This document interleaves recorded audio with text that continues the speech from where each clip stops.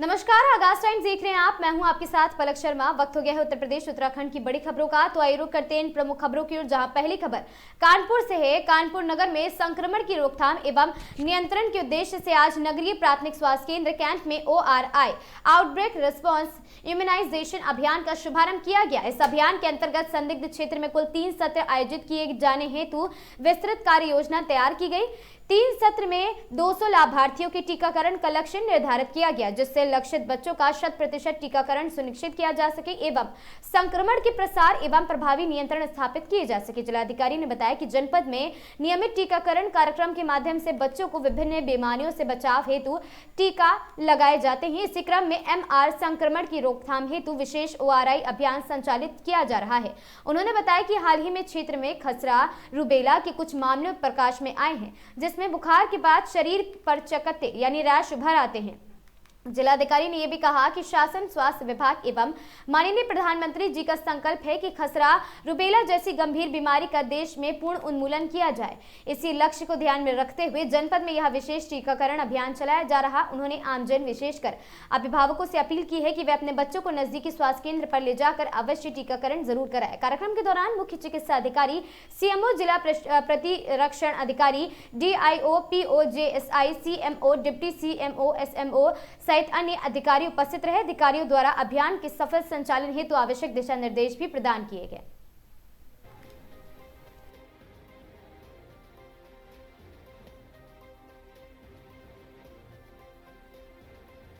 जनपद कानपुर नगर में जो रूटीन इम्यूनाइजेशन होता है उसमें हमारे सारे बीमारियों से बचाव के टीके लगते हैं और उसी क्रम में एक outreach routine immunisation programme ORI करके कैंट में हमें करना पड़ रहा है, क्योंकि यहाँ पे मीजल्स, रूबेला का, जिसमें कि बुखार के बाद में रैशेज आते हैं। एक बच्चा गोरा कब्रिस्तान के पास में उस बच्चे को हुआ है, तो ये हमारी वार्षिक एक्सरसाइज है। और लास्ट ईयर हमारे 41 ऐसे मीजल्स, रूबेला के केसेस निकले थे और शासन का, स्वास्थ्य विभाग का, माननीय प्रधानमंत्री जी का ये संकल्प है कि हमें इस खतरे की बीमारी को भारत से खत्म करना है और कानपुर नगर से भी खत्म करना है। तो इसी क्रम में ये आउटरीच रूटीन इम्यूनाइजेशन प्रोग्राम है गोरा कब्रिस्तान के एरिया में। और मैं सभी माताओं से, सभी उनके परिवारजनों से रिक्वेस्ट करूंगा कि अपने बच्चे को नजदीकी टीकाकरण केंद्र पर जरूर ले जाएं। वेडनेसडे और सैटरडे में रहता ही है, उसके अलावा रूटीन में भी होता है। और इस विशेष अभियान में जहां जहां हमारी स्वास्थ्य टीम पहुंचेगी उनको सहयोग करें, ताकि कोई भी जो हमारा बच्चा इससे प्रभावित ना हो। और जो सुरक्षा चक्र है कानपुर के बच्चों का, वो किसी भी प्रकार से न टूटे। तो स्वास्थ्य विभाग की सभी टीम और जो हमारे सभी आउटलाइन कर्मचारी हैं, हमारे जो NGO के रूप में खुदा जी काम कर रहे हैं, उनकी पूरी टीम है, CMO साहब, सभी लोग इस अभियान में लगे हैं। और मैं अपने स्वास्थ्य के अधिकारियों से, MOIC से भी रिक्वेस्ट करूंगा कि पूरे जनपद में इस अभियान को पूरी सजगता से, सक्रियता से और लोगों को जागरूक करते हुए चलाएं, ताकि जनपद में जो स्वास्थ्य के मानक है उसमें हम लोग इम्प्रूवमेंट कर सकें। खबर उन्नाव से है, जहां सवारियों को निशाना बनाकर लूट की वारदात को अंजाम देने वाले एक शातिर गिरोह का पुलिस ने पर्दाफाश किया है। SP JP सिंह के निर्देश पर आपको बता दें कि SOG सर्विलांस और दही थाना पुलिस की संयुक्त टीम ने बड़ी कार्रवाई करते हुए 4 आरोपियों को गिरफ्तार किया। उन्नाव पुलिस को बड़ी सफलता हाथ लगी। थाना पुलिस टीम ने चेकिंग के दौरान निर्माणाधीन गंगा एक्सप्रेसवे के पास से गिरोह के सरगना रोहन समेत यश शुक्ला, यश तिवारी और यश गुप्ता को गिरफ्तार किया है। पुलिस पूछताछ में सामने आया है कि यह गिरोह कानपुर से लखनऊ जाने वाली सवारियों को अपनी कार में बैठाता था और सुनसान जगह पर पहुंचते ही चापड़ और तमंचा दिखाकर लूट की वारदात को अंजाम देता था।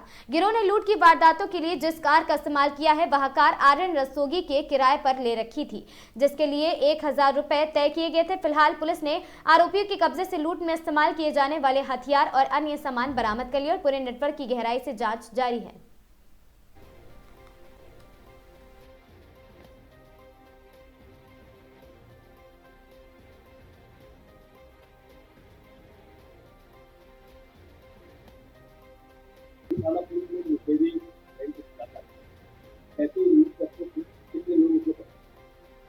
हाँ, देखिए, कल 9 अप्रैल को एक सूचना मिली थी हमारे SWAT टीम को, सर्विलांस टीम को और थाना दही को, कि कार से कुछ अपराधी ऐसे हैं जो कानपुर से लोगों को लखनऊ ले जाने के बहाने बैठाते हैं और रास्ते में लूटपाट की घटना करके उनको उतार देते हैं। इस सूचना पर जब चेकिंग कराई गई तो निर्माणाधीन जो गंगा एक्सप्रेसवे पुल है उसके पास UP 78 GR 8889 कार जो अल्काइयर है ये आती हुई दिखाई दी। इसको रोक करके जब इसकी तलाशी ली गई तो उसमें तमंचा और 2 कारतूस, इसके अलावा 4 मोबाइल फोन और 2 अदद चापड़ बरामद हुआ। जब इनसे गहराई से पूछताछ किया गया तो इनके द्वारा बताया गया कि हम लोगों ने 2 घटना कारित किया था और संभवतः एक तीसरी घटना कारित करने के लिए जा भी रहे थे, जिसके बारे में इन्होंने मना किया, लेकिन उद्देश्य कहीं न कहीं आगे भी घटना करने का रहा होगा। तो जब दोनों घटनाओं के बारे में जानकारी किया गया तो पता लगा कि 1 अप्रैल को एक घटना ये कानपुर नगर के चकेरी थाना क्षेत्र से हुई थी और दूसरी घटना 6 तारीख को ये जाजमऊ थाना क्षेत्र से हुई थी, जिसमें फैक्ट्री में एक काम करने वाला आदमी दिलीप नाम का था, जो नेपाल का रहने वाला है और यहाँ फैक्ट्री में मालिक के खाना बनाने का काम करता था। ये वापस नेपाल जाने के लिए निकला था, इसके साथ भी लूटपाट की घटना हुई थी और इसको रास्ते में काट दिया गया था, जिसको चोट भी आई थी। इस पे कानपुर के जाजमऊ और चकेरी थाना में दोनों जगह पे अभियोग करने की। इसमें 4 लोग गिरफ्तार किए गए हैं। इसका मुख्य मास्टरमाइंड जो है, ये जो कार चलाता था अक्षत वर्मा उर्फ रोहन है। ये चारों अभियुक्त गंगा घाट थाना क्षेत्र के रहने वाले हैं, जो अल्काइजर गाड़ी को, जिसका वर्तमान में मालिक आर्यन रस्तोगी है, किंतु गाड़ी इनके नाम से ट्रांसफर नहीं होती और 1000 रुपए पर डे के हिसाब से इनसे किराए पर ये गाड़ी लेती है। चारों अभियुक्त जो हैं उनमें जो ड्राइवर था ये रोशन अक्षत वर्मा है, जो थाना गंगा घाट का रहने वाला है। दूसरा यश शुक्ला है, ये भी गंगा घाट थाना क्षेत्र का है। तीसरा यश तिवारी है और चौथा आदित्य गुप्ता है। ये चारों गंगा घाट थाना क्षेत्र के रहने वाले हैं। तो इस गाड़ी को पुलिस कैसे पहुंची है? तो जा रहे थे लोग गाड़ी की नहीं, इनके साथ उस समय तो नहीं थे। चारों की गिरफ्तारी एक साथ हुई है। ये संभवतः कहीं और आगे जा रहे थे शिकार की तलाश में, क्योंकि अभी नया इन्होंने शुरू किया था, 2 घटना कारित कर चुके थे।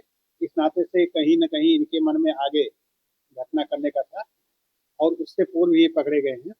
2 घटनाएं जो इन्होंने किया है, पहली घटना में तो ऐसा कुछ नहीं लगा, लेकिन दूसरी घटना में जो पीड़ित है उसको हल्की फुल्की चोट भी आई है, जो आप देख सकते हैं। इनका इलाज भी चल रहा है कानपुर में। तो इस तरह से ये धीरे धीरे आगे बढ़ रहे थे और सबसे महत्वपूर्ण ये चीज थी कि ये गाड़ी में चापड़ और तमंचा रखते थे, इसे डराते धमकाते थे और पैसा इनके साथ लूटपाट करने के अलावा इन्होंने अपने अकाउंट में भी पैसा ट्रांसफर कराया है, जिसकी विवेचना हम लोग आगे कर रहे हैं कि इन्होंने कैसे कराया है, इसका मुख्य उद्देश्य क्या था, कौन सा अकाउंट यूज कर रहे हैं, तो विवेचना में स्पष्ट हो जाएगा। हमारी मुख्य रूप से अपील यही है कि ऐसे किसी वाहन में न बैठे जो आपको संदिग्ध लगती हो। पहले से उसमें अगर कुछ सवारी बैठे हुए हैं तो ये हो सकता है कि कोई गैंग हो। कोशिश ये करिए कि जो सरकारी वाहन है, जैसे रोडवेज बस हो गई, उससे यात्रा करें। ऐसे किसी प्राइवेट वाहन का सहारा न लें जिससे आपके साथ कोई घटना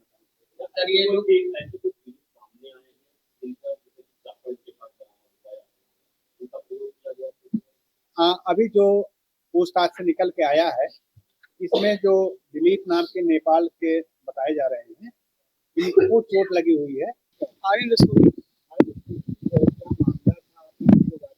सर ये मेरा रिश्तेदार, मतलब दूर का रिश्तेदार, मामा लगता था। ई रिक्शा चलाता था, तो इसने बोला कि भाई, मैंने गाड़ी ली थी, पुरानी गाड़ी ली है, ठीक। तो इसने बोला भाई मेरे से चलाया करो, हम तुमको 1000 रुपये रोज दिया करेंगे, ट्रैवल हम बुकिंग पे चलाएंगे, ठीक है। तो वही हिसाब से मैंने उसको गाड़ी दी थी। 2 तारीख को लेके गया था, तब से ये 6 दिन बाद वापस आया। मेरा फोन भी नहीं उठा रहा था, यही था। नहीं, ये सब जानकारी ये थी कि ये बुकिंग पे गाड़ी लेके गया है। ये पहले क्या गया था, आगरा मथुरा वृंदावन गए थे। फिर वहां से बोला कि ये मेरा कोई जिसको जो सवारी को बैठा लेता, उससे बोला कि कोई खत्म हो गया है, मेरे को 3500 रुपये भेजो, डीजल डलवाना है, मैं आके सारी पेमेंट करता हूँ तुमको। फिर उसके बाद से ये 6 तारीख को मैं इसको फोन कर रहा था, फोन भी नहीं उठा रहा था। आज हाँ, बस यही सब पता चला है कि ये गाड़ी ले गए थे मेरी, वही सब मारपीट करते थे, मतलब लूटपाट करते थे। कितने दिन पहले गाड़ी खरीदी थी? ये मेरे को अभी 1 महीना हुआ है रिसेंटली, अभी पुरानी गाड़ी मैंने ली है। नहीं, मैंने की थी, मतलब जहाँ से गाड़ी ली थी तो मैंने उनसे बोला था कि भैया गाड़ी टेस्ट हो पाएगी तो मैं चला जाऊँ गाड़ी के पास। बिना फोन नहीं उठा रहा है ड्राइवर, तो उन्होंने कहा कि बेटा वो गाड़ी टाइप तो नहीं हो पाई, उसको उसमें लगवाना पड़ता है। वैसे ही आपकी गाड़ी ले जाते थे तो आपको कुछ संदिग्ध नहीं लगा? नहीं, पहले तो मतलब ठीक ठाक था, मेरे को पैसे देता था 1000 रुपए, 2000 रुपए, 3000 रुपए दिए, एक दिन का 1000 रुपए था।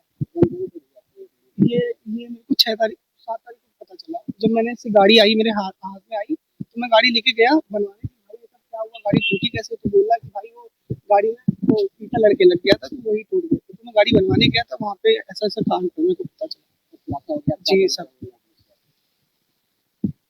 मैं क्या ही कहना चाहूँगा। जनपद श्रावस्ती के गिलौला ब्लॉक अंतर्गत नगरौरा गांव में प्रशासन द्वारा ग्राम चौपाल का आयोजन किया गया है। चौपाल में गांव के लोगों की समस्याओं को सुना गया और उनका त्वरित समाधान भी किया गया है।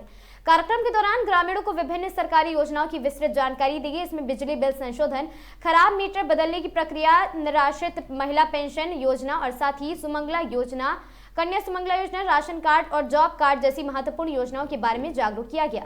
कार्यक्रम में मुख्य विकास अधिकारी शाहिद अहमद, खंड विकास अधिकारी वीरेंद्र प्रताप सिंह, बेसिक शिक्षा अधिकारी अजय कुमार गुप्ता, एपीओ नसीम अहमद, सीडीपीओ श्याम सिंह और साथ ही एसडीओ सहायक कर्मचारी जीवधन और साथ ही मिश्रा और मुख्य सेविका प्रज्ञा शुक्ला सहित अन्य अधिकारी व कर्मचारी मौजूद रहे। प्रशासन की इस पहल से ग्रामीणों में खुशी का माहौल देखने को मिला है।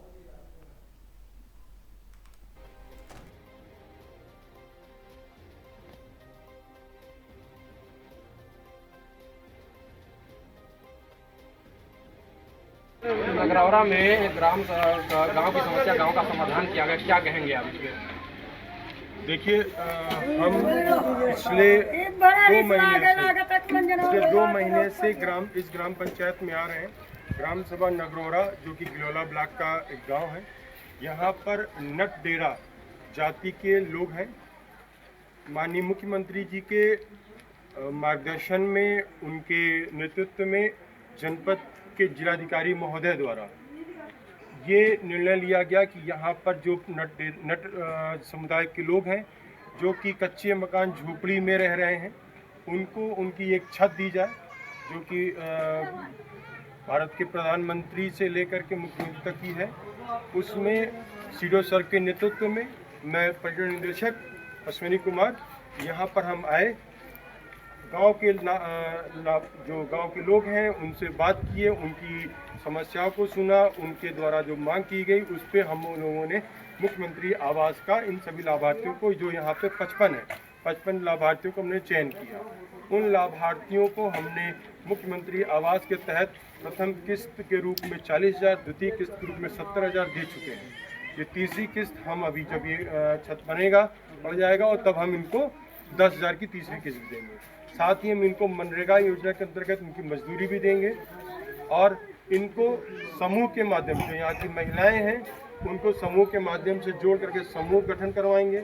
इनको जो बच्चे हैं, जो 6 वर्ष तक के बच्चे हैं, उनको हम ICDS के योजना के अंतर्गत इनको पुष्टाहार योजना में जोड़ेंगे। जो 6 वर्ष से ऊपर है उनको प्राथमिक शिक्षा के अंतर्गत जोड़ेंगे। जो 15 वर्ष से ऊपर के लोग हैं उनको हम 15+ प्रौढ़ शिक्षा में के अंतर्गत इनको हम शिक्षा देंगे। तो आप ये जान लीजिए, इनको इस गांव में हम स्वास्थ्य, शिक्षा, पोषण सब पर ध्यान देते हुए कार्य कर रहे हैं। यहाँ पर हम लाभार्थियों को, प्रत्येक लाभार्थी को शौचालय से भी, स्कीम से भी जोड़ेंगे।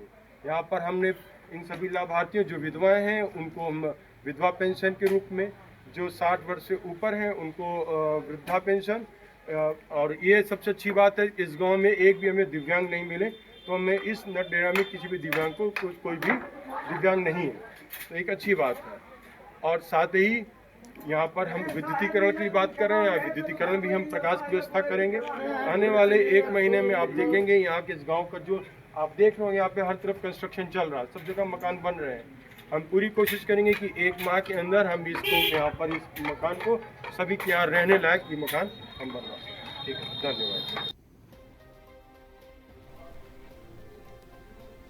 पंडित दीनदयाल उपाध्याय अस्पताल में बनेगा 8 मंजिला मेडिकल कॉलेज। छात्रों और मरीजों को मिलेगी बड़ी राहत। छात्राओं ने सीएम योगी आदित्यनाथ का किया है धन्यवाद। उत्तर प्रदेश में स्वास्थ्य सेवाओं को मजबूत बनाने की दिशा में योगी आदित्यनाथ सरकार की योजनाओं अब धरातल पर नजर आने लगी हैं। इसी क्रम में वाराणसी के पंडित दीनदयाल उपाध्याय अस्पताल में 8 मंजिला मेडिकल कॉलेज का निर्माण किया जाएगा, जिसमें 198 बेड की सुविधा उपलब्ध होगी। मेडिकल कॉलेज के निर्माण से न केवल वाराणसी बल्कि आसपास के जिलों के मरीजों को भी बेहतर स्वास्थ्य सेवाएं मिल सकेंगी। मेडिकल के छात्र छात्राओं का कहना है कि अब तक उन्हें पढ़ाई और इंटर्नशिप के लिए दूसरे शहरों का रुख करना पड़ता था, जिससे आर्थिक और मानसिक दोनों तरह की परेशानियों का सामना करना पड़ता था, लेकिन वाराणसी में ही मेडिकल कॉलेज बनने से उन्हें अब हर जगह आने जाने की जरूरत नहीं पड़ेगी। छात्राओं ने बताया है कि मेडिकल कॉलेज के शुरू होने पर उन्हें एक ही स्थान पर पढ़ाई, ट्रेनिंग और इंटर्नशिप की सुविधा मिलेगी।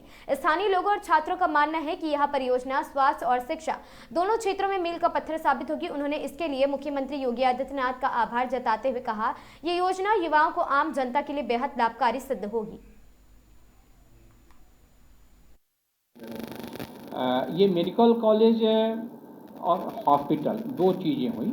मेडिकल कॉलेज हमारा बन रहा है रोड के नॉर्थ में, उसमें एडमिनिस्ट्रेटिव ब्लॉक होंगे, उसमें हॉस्टल्स होंगे, लेक्चर थिएटर्स होंगे। कुल मिला के वहाँ केवल कॉलेज वाला काम होगा, पढ़ाई वाला काम होगा। जहाँ हम बैठे हैं यानी रोड के दक्षिण साइड में, ये हॉस्पिटल के रूप में होगा।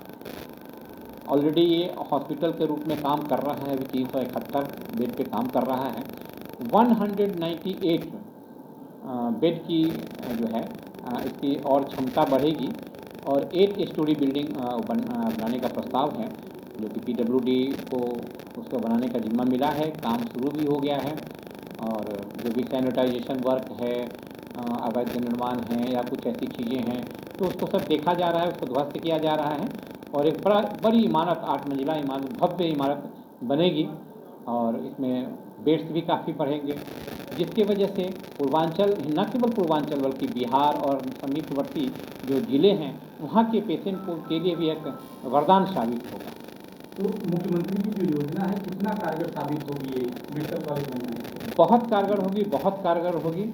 मैं इसके लिए अपने आदरणीय मुख्यमंत्री जी को नमन करता हूँ, अपने प्रधानमंत्री जी को नमन करता हूँ कि उनके संयुक्त प्रयास से उत्तर प्रदेश आज इस स्थिति में है कि अन्य प्रदेशों की तुलना में सबसे ज़्यादा मेडिकल इस कॉलेज इस प्रदेश में हैं।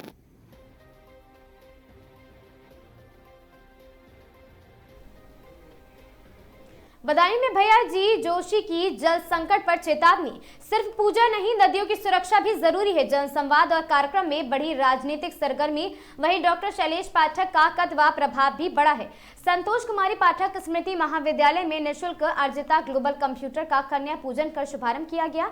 राष्ट्रीय स्वयंसेवक संघ के वरिष्ठ प्रचारक भैया जी जोशी के दातागंज प्रवास के दौरान आयोजित कार्यक्रमों में ने पूरे क्षेत्र में सामाजिक, पर्यावरणीय और राजनीतिक माहौल को नई दिशा दी है। उनके संदेशों और गतिविधियों ने न केवल जन जागरण किया बल्कि स्थानीय स्तर पर राजनीतिक चर्चाओं को भी तेज कर दिया। प्रातः काल वहां संघ की शाखा में सहभागिता के बाद भैया जी जोशी का काफिला सराय स्थित पंच तत्वेश्वर स्वयंभू महादेव मंदिर पहुंचा है, जहां उन्होंने विधि विधान से जलाभिषेक किया है। इसके बाद सैकड़ों वाहनों के साथ उनके साथ डॉक्टर शैलेश पाठक के समर्थकों की बड़ी भागीदारी रही है। डॉक्टर शैलेश पाठक के आवास पर आयोजित जनसंवाद कार्यक्रम में भैया जी जोशी ने जल संकट को भविष्य की एक बड़ी वैश्विक चुनौती बताया है। उन्होंने कहा कि केवल नदियों की पूजा करना पर्याप्त नहीं है, बल्कि उनके स्वच्छ और सुरक्षित रखना भी सभी का दायित्व है। उन्होंने हर व्यक्ति से अपने जीवन में कम से कम 3 पेड़ लगाने का आह्वान किया, ताकि आने वाली पीढ़ियों के लिए सुरक्षित पर्यावरण सुनिश्चित किया जा सके। इसके बाद भैया जी जोशी संतोष कुमारी पाठक और स्मृति महाविद्यालय पहुंचे हैं, जहां उन्होंने ग्रामीण क्षेत्र के विद्यार्थियों के लिए निःशुल्क अर्जिता ग्लोबल कंप्यूटर का कन्या पूजन कर उद्घाटन किया है। छात्रों को संबोधित करते हुए उन्होंने कहा कि व्यक्ति का भविष्य उसकी संगति से तय होता है, इसके लिए हमेशा अच्छे लोगों के लिए साथ हमें रहना चाहिए। कार्यक्रम में प्रांत संचालक शशांक भाटिया, सह प्रांत प्रचारक विनोद, विभाग प्रचारक सुधांशु, दातागंज प्रचारक पवन, जिला संघ संचालक आसिता गुप्ता, सह जिला कार्यवाह मनोज खंड कारवा आदि लोग बड़ी संख्या में जनसमूह मौजूद रहा है।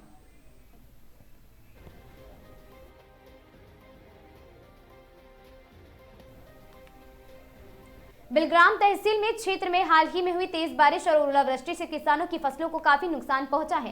कई गांव में खेतों में खड़ी फसल प्रभावित हुई है, जिससे किसानों को आर्थिक चिंता का सामना करना पड़ा है। स्थिति को देखते हुए बिलग्राम के उपजिलाधिकारी एन राम ने प्रभावित क्षेत्रों का दौरा कर किसानों से मुलाकात की है और उनकी समस्याएं सुनी है। इस दौरान उन्होंने आश्वस्त किया है कि किसानों की फसल को नुकसान हुआ है, उन्हें शासन की ओर से मुआवजा प्रदान किया जाएगा। प्रशासन के अनुसार तहसील के लगभग 59 गांव में ओलावृष्टि का असर देखा गया है, जहां औसतन 30 से 35% तक फसल क्षति का अनुमान है। एसडीएम ने संबंधित अधिकारियों को निर्देशित दिए हैं कि शीघ्र सर्वे कर वास्तविक नुकसान का आकलन करें एवं सभी प्रभावित किसानों को सूची में शामिल करें। किसानों से अपील की गई है कि वे अपने आधार कार्ड की प्रति और बैंक खाते की जानकारी संबंधित अधिकारियों को उपलब्ध कराएं, ताकि मुआवजा राशि सीधे उनके खाते में भेजी जा सके। प्रशासन के आश्वासन से किसानों को कुछ सहायता राहत जरूर मिली है और अब वे मुआवजे मिलने की प्रक्रिया शुरू करने का इंतजार कर रहे हैं।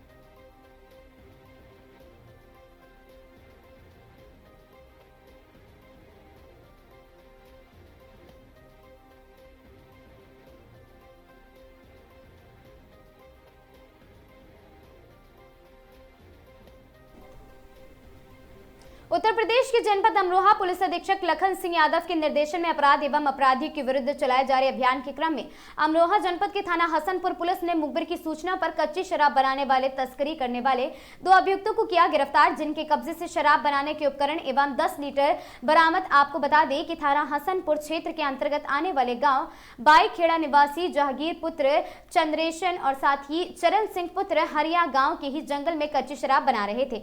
तभी मुखबिर द्वारा दी गई सूचना पाकर पुलिस ने मोटे से 2 अभियुक्तों को गिरफ्तार किया, जिनके कब्जे से शराब बनाने के उपकरण व 10 लीटर कच्ची शराब बरामद की गई है।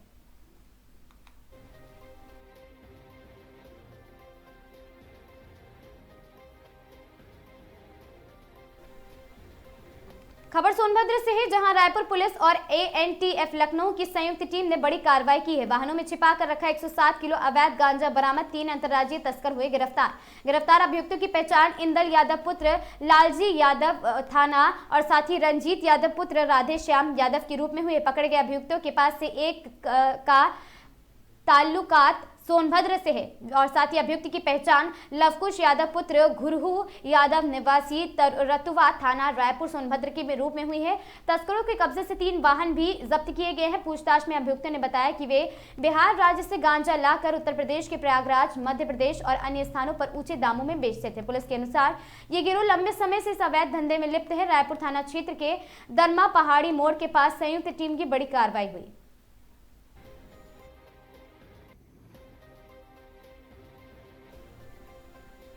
सरोवर नगरी नैनीताल समेत पूरे जनपद में नैनीताल माह जनवरी से मार्च 2026 तक नैनीताल पुलिस मोबाइल ऐप तथा CEIR पोर्टल के माध्यम से विभिन्न ब्रांड के मोबाइल फोन गुम होने की सूचना मिली थी, जिसके चलते नैनीताल पुलिस ने अथक प्रयास कर लगभग 200 लोगों के मोबाइल फोन ढूंढकर उनके चेहरे पर मुस्कान ला दी है, जिसका सभी लोगों ने शुक्रिया अदा किया है। SSP डॉक्टर मंजुनाथ TC द्वारा संज्ञान लेते हुए जनपद स्तर पर गठित मोबाइल ऐप सेल को मोबाइल फोन पर बरामद करने के संबंध में कड़े निर्देश दिए गए थे।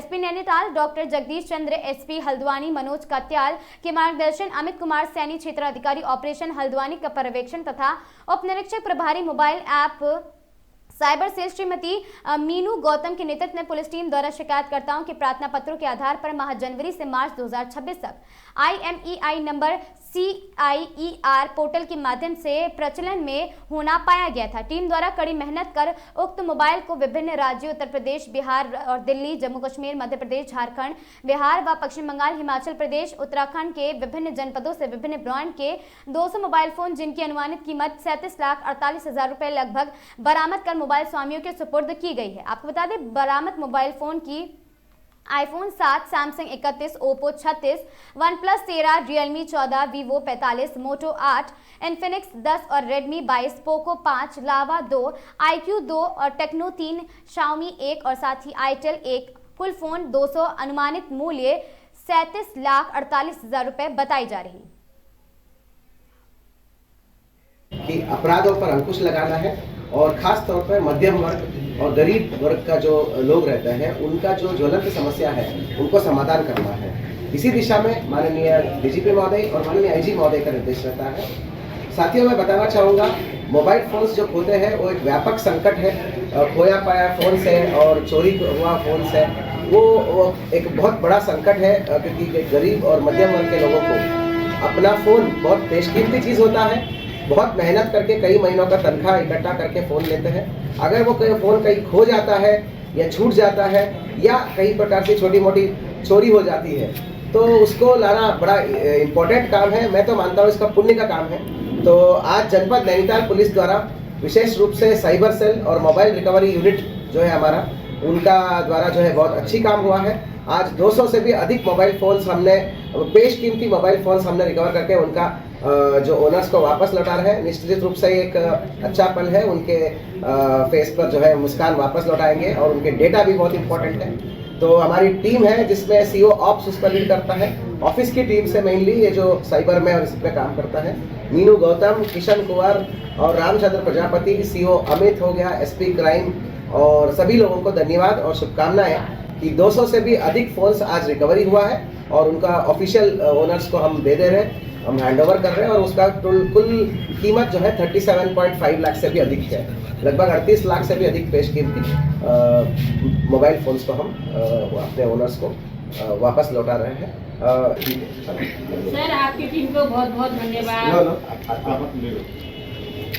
इधर देखिए, ठीक कैसा हो गया था? EMI पे फोन लिया था। ठीक है, अब आप गिफ्ट कर सकते हैं।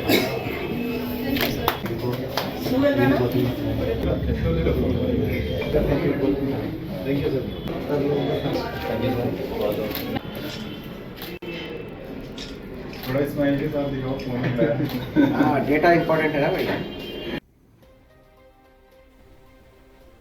रुड़की की गंग नहर कोतवाली क्षेत्र नंद विहार सुनहरे रोड स्थित 14 वर्षीय नाबालिग पुत्र घर से बिना बताए कहीं चला गया। ऑपरेशन स्माइल अभियान के तहत खोजबीन में पुलिस द्वारा 4 टीमें बनाकर लगातार सीसीटीवी कैमरे खंगालते हुए लगभग 15 दिनों के भीतर 14 वर्षीय बच्चों को नई दिल्ली से पुलिस द्वारा सकुशल बरामद किया गया। आपको बताते चले कि गंग नहर कोतवाली में एसपी देहात शेखर चंद्र सुयाल के द्वारा प्रेस वार्ता कर बताया गया कि सुनहरा रोड स्थित एक नाबालिग बच्चा जिनकी उम्र लगभग 14 वर्ष थी, बच्चों को क्रिकेट खेलने का बहुत शौक था, जिसके चलते दिनांक 26 मार्च 2026 को घर पर बिना बताए कहीं चले गए। आनंद विहार कॉलोनी स्थित माता पिता के द्वारा गंग नहर कोतवाली में तहरीर देकर बेटे को ढूंढने की पुलिस से गुहार लगाई गई। मामले को गंभीरता से देखते हुए पुलिस के आला अधिकारियों के द्वारा संज्ञान लिया गया और तुरंत ही मुखबिर तंत्र और सीसीटीवी कैमरे को खंगालते हुए छानबीन शुरू कर दी गई।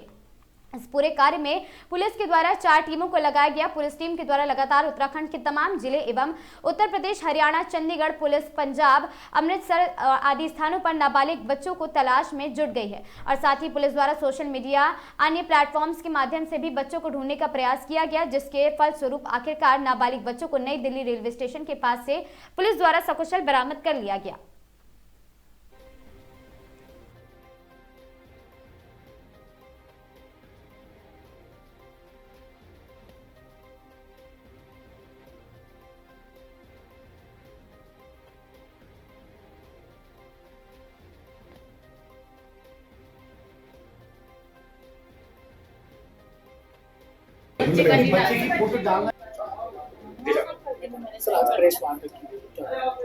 ये ना 26/3 को एक बच्चा मिसिंग था थाना गंगहर क्षेत्र से। 27 तारीख को इसमें थाने को सूचना मिली है, थाने ने इमीडिएट FIR की।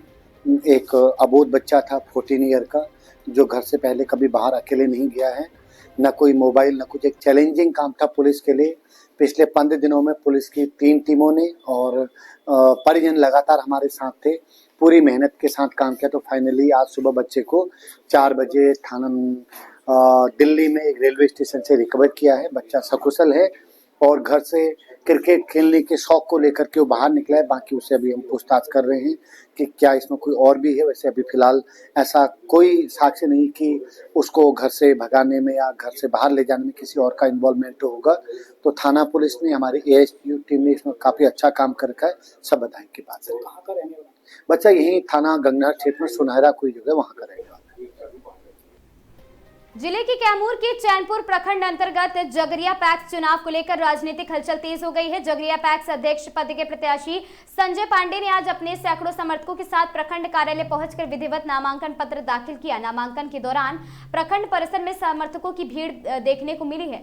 समर्थकों द्वारा संजय पांडे जिंदाबाद के नारों से पूरा परिसर गूंज उठा। इस मौके पर जिले के कई पंचायत प्रतिनिधि, पैक्स प्रतिनिधि और तथा अन्य गणमान्य समाज सेवी भी उपस्थित रहे और उन्होंने प्रत्याशियों को शुभकामनाएं दी। नामांकन के बाद मीडिया से बातचीत करते हुए संजय पांडे ने कहा कि यदि उन्हें जनता का आशीर्वाद मिला तो वे किसानों के हित में कार्य करेंगे और पैक्स के माध्यम से क्षेत्र के विकास को प्राथमिकता देंगे। नगरीय पैक्स चुनाव को लेकर क्षेत्र में उत्साह का माहौल है और अब सभी की नजरें आगामी चुनावी मुकाबले पर टिकी हुई हैं।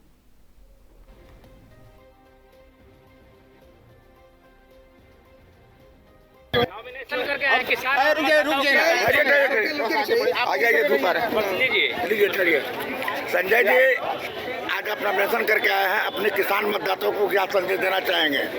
किसान, हमारे यहाँ के किसान खुशहाल हो, समृद्ध हो और उनका विकास हो, यही हमारा ध्येय है। और किसान हमारे पर कम से कम 20 साल से विश्वास किए हैं और लगातार हमको 4 बार 5 बार जिताए हैं। हम उनको भगवान तुल्य हैं हमारे किसान, जो हमको आज 20 साल से अपना नेतृत्व करने का मौका दिए हैं और आगे भी हमको उम्मीद है कि हमारे किसान हमको चुनाव में जीत सुनिश्चित करेंगे। वोटरों से क्या उम्मीद रखते हैं? पैक्स में किसानों का क्या मुख्य समस्या है जो इस बार आप निकाल रहे हैं? देखिए, किसानों का समस्या तो हमेशा है। अभी प्रकृति के मार से अभी जैसे धान इस बार हुआ तो उसमें परसेंटेज चावल नहीं पड़ रहा है। तो सरकार की जो भी योजना आएगी, हमारे अमित शाह जो हैं सहकारिता मंत्री भारत सरकार, उन्होंने 21-22 प्रोजेक्टों को दिया है कोऑपरेटिव में पैक्स के अंदर, लेकिन अभी बहुत लागू नहीं हुआ है।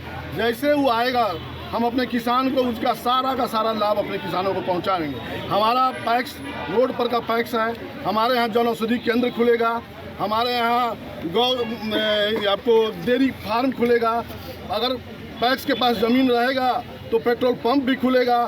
सारे योजनाओं का लाभ हम अपने किसानों को, अपने पंचायत के किसान भाई को, अपने मतदाता मालिक को देंगे और जीत का श्रेय सारे पंचायत वासी, ये नहीं हमारे मतदाता ही नहीं, सारे पंचायत वासी को। खबर जमुई से है, जहां जिला प्रशासन ने न्यू द्वारिका विवाह भवन में 3 दिवसीय हैप्पीनेस प्रोग्राम का आयोजन किया गया। निर्धारित कार्यक्रम के मुदित माहौल में गुरुवार को संपन्न हो गया। डीएम श्री नवीन ने आर्ट ऑफ लिविंग के माध्यम से मार्गदर्शन से आयोजित कार्यक्रम का समापन करते हुए कहा कि कहा कि आत्मन की शांति और साथ ही आत्मन की शांति की रीढ़ है और साथ ही लोक सेवक के कंधों पर समाज की बड़ी जिम्मेदारियां होती हैं। इसका निर्वहन तभी प्रभावित हो सकता है जब पदस्थ स्वयं आंतरिक रूप से शांति और साथ ही संतुलित हो। 3 दिवसीय हैप्पीनेस शिविर व्यक्तिगत खुशी और सकारात्मक दृष्टिकोण को बढ़ावा देगा। प्रशासनिक फैसले और साथ ही अधिक मानवीय, धैर्यवान और साथ ही हितकारी होंगे। सुदर्शन क्रिया और ध्यान से पर्याप्त ऊर्जा ओहदेदारों को जटिल चुनौतियों के बीच भी स्थिर रखकर कार्य करने की शक्ति देगा। डीएम ने आर्ट ऑफ लिविंग टीम की तारीफ की और उनके सक्रिय कलापों को सराहा है। डीडीसी सुभाष चंद्र मांडल और साथ ही ADM Ravikant Sinha, DTO doctor Sunil Kumar आदि लोग सभी वहां पर उपस्थित रहे।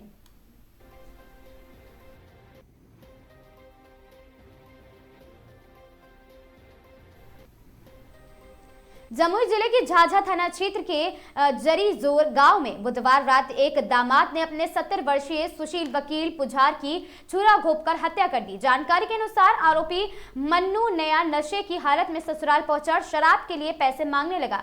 परिवार द्वारा नातिन की शादी के लिए जीविका समूह के लिए लगाए गए 10,000 रुपए देने से इनकार कर दिया और उस पर विवाद बढ़ गया। इसी दौरान आरोपी ने धारदार हथियार से हमला कर ससुर की हत्या कर दी। घटना के बाद पुलिस ने त्वरित कार्रवाई करते हुए आरोपी को हिरासत में ले लिया। मामले की जांच जारी है।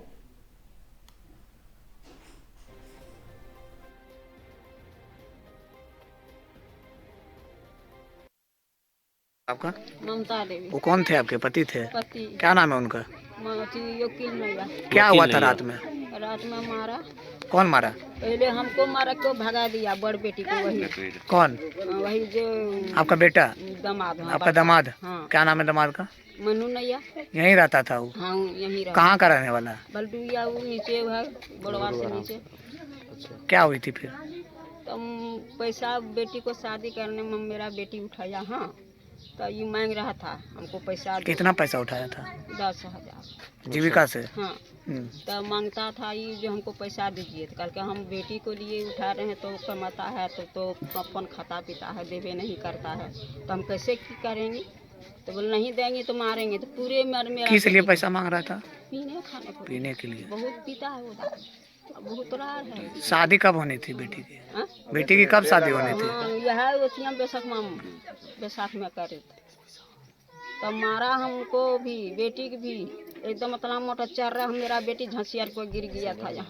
तो बेटी को बचाना ये हमको मारा यहाँ। अब बेटी को एकदम से पीठ में एकदम से मार के दे दिया। किसकी बेटी की शादी के लिए पैसा उठाया? मेरा वो रीना बेटी अपना बेटी को। बड़ी वाली छोटी वाली कौन? नहीं बड़ी वाली बेटी। अरे उन्हीं का हस्बैंड जो है वो मारा है, पति जो है। हाँ पैसे मांग। रीना का पति है मारा है। हाँ हमको भी मारा यार। उनको क्या चीज से मारा? छुरा उड़ा था? नहीं लाठी। और उनका मारा ना मेरा पति को। तो देखिए सामने में छुरा वहीं धर दिया मार। क्या करते थे आपके पति? क्या करते थे? वो तो मेरा पति घर में बैठते था कुछ नहीं काम धंधा करना पाते। विवाद क्या बजे होगा? घटना क्या बजे हुआ? 10 बजे। खा पी के सोते नहीं है आप लोग क्या? ना खाने पीने को लिए ये लड़ा किया शुरू। और जब खा पी को सुत गया लोग सब तब उसको मारा। मैंने लड़ा तो सांझे में शुरू हुआ? हाँ 10 बजे के।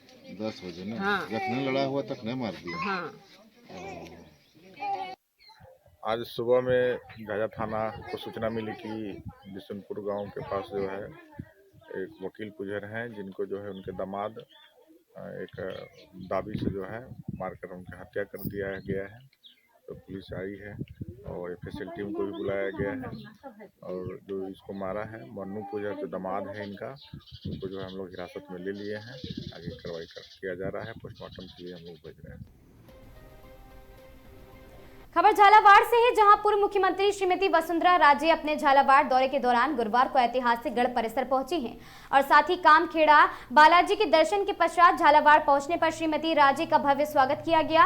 यहां उन्होंने गढ़ परिसर में नवनिर्मित आकर्षक सेल्फी पॉइंट का विधिवत शुभारंभ किया है। इस अवसर पर उन्होंने स्वयं भी सेल्फी पॉइंट पर तस्वीरें खिंचवाई हैं और पर्यटन को बढ़ावा देने की दिशा में इसे एक अच्छा कदम बताया। इसके बाद में पूर्व मुख्यमंत्री ने गढ़ परिसर स्थित राजकीय संग्रहालय में विशेष रूप से तैयार की गई गागरोन दुर्ग गैलरी का फीता काटकर उद्घाटन किया। इस गैलरी में विश्व धरोहर गागरोन जिले की समृद्ध इतिहास और अनूठी सत्यता कला को बखूबी दर्शाया गया है। श्रीमती राजे ने गैलरी का गहन अवलोकन करते हुए वहां प्रदर्शित ऐतिहासिक साक्ष्यों और कलाकृतियों के बारे में अधिकारियों से विस्तृत जानकारी ली। कार्यक्रम के दौरान जिला कलेक्टर अजय सिंह राठौर सहित विभिन्न विभागों के आला अधिकारी और भारतीय जनता पार्टी के पदाधिकारी भी मौके पर मौजूद रहे।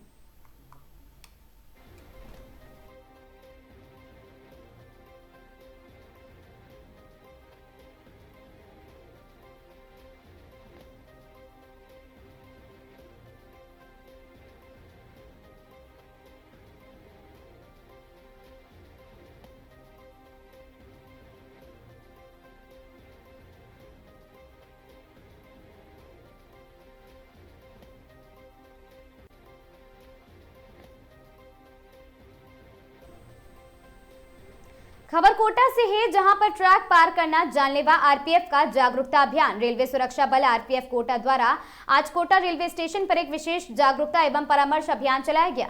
यह अभियान उन यात्रियों को ध्यान में रखते हुए आयोजित किया गया है जो प्लेटफॉर्म नंबर 1 से अन्य प्लेटफॉर्मों पर जाने के लिए फुट ओवर ब्रिज FOB का उपयोग न कर सीधे रेलवे ट्रैक पार करते पाए गए हैं। अभियान के दौरान ऐसे यात्रियों को मौके पर रोककर समझाइश दी गई तथा उन्हें ट्रैक पार करने के गंभीर खतरों से अवगत कराया गया। यात्रियों से अपील की गई गई है कि वे अपनी एवं अपने परिवार की सुरक्षा को ध्यान में रखते हुए हमेशा फुट ओवर ब्रिज का ही उपयोग करें। वरिष्ठ मंडल वाणिज्य प्रबंधक श्री सौरभ जैन ने बताया है कि इस अभियान में रेलवे सुरक्षा बल के उप निरीक्षक श्री कप्तान सिंह एवं सहायक उप निरीक्षक श्री अंबर गौतम अपनी टीम के साथ सक्रिय रूप से मौजूद रहे। उन्होंने ट्रैक पार करते यात्रियों को जागरूक करते हुए बताया कि रेलवे ट्रैक पर चलना या उससे पार करना न केवल अत्यंत जोखिमपूर्ण है बल्कि यह रेलवे अधिनियम की धारा 147 के अंतर्गत दंडनीय अपराध भी है। रेलवे प्रशासन ने सभी यात्रियों से पुनः अपील की है कि वे अपने नियमों का पालन करें और एक प्लेटफॉर्म से दूसरे प्लेटफॉर्म पर जाने के लिए केवल फुट ओवर ब्रिज का ही उपयोग करें और साथ ही ट्रैक पार करना जानलेवा साबित हो सकता है, अतः अपनी सुरक्षा स्वयं सुनिश्चित करें।